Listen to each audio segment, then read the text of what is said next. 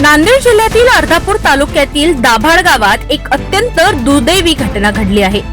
गट क्रमांक 201 मध्ये शेतकरी शिवाजीराव टेकाडे यांच्या शेतातील गोठ्याजवळ असलेल्या विजेच्या खांबावर अचानक शॉर्ट सर्किट झालं।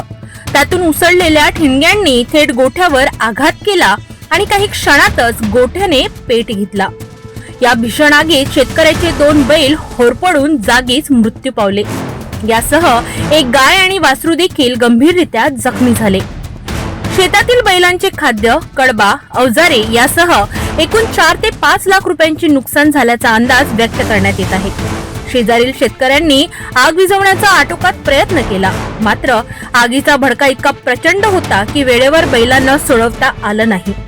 आगीत होरपळलेल्या बैलांचा जागीच मृत्यू त्यांच्या डोळ्यांसमोर झाला आणि शेतकऱ्याच्या आशा आकांक्षांना जणू काही आगीने गिळून टाकलं। इथं आग लागलेली आहे मोठी प्रमाणामध्ये। माझं घर संसार पण आमचे जळाले। 200 गट नंबर आहे।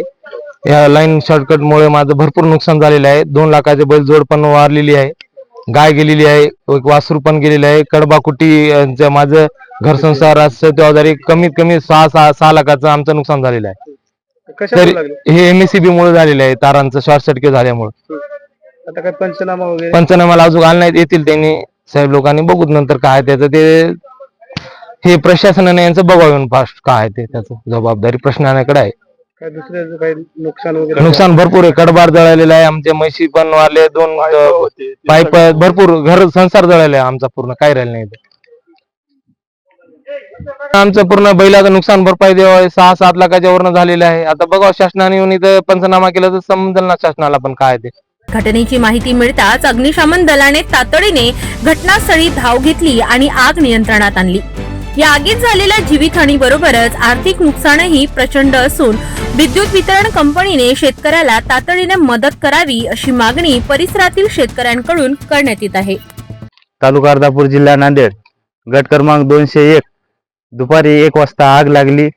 लाईटचे शॉर्ट सर्किट झालं, म्हणजे झोपडं होतं खाली आणि तिथे बैल जळाले, नुकसान झाली, गाई जळाली, वासरू जळालं आणि घरगुती काही सामान होतं, कुटी मशीन होती, दुसरं काही सामान होतं, कडबा होता, अजून खाली 7-8 हजार कडबा होता आणि शेतीच्या अवजारामध्ये ठेवले होते झोपड्यामध्ये आणि बरेच काही अजून जळालेलं आहे आणि MSCB जबाबदार राहील आमचे भरपाई करण्याचे। अंदाजे किती नुकसान झालं?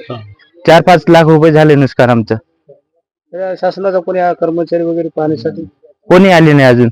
MSCB कार्यालय? नाही, कोणी आले नाही। MSCB जबाबदार राहील याच्यावर। शॉर्ट सर्किट झालं दुपारच्या वेळेस।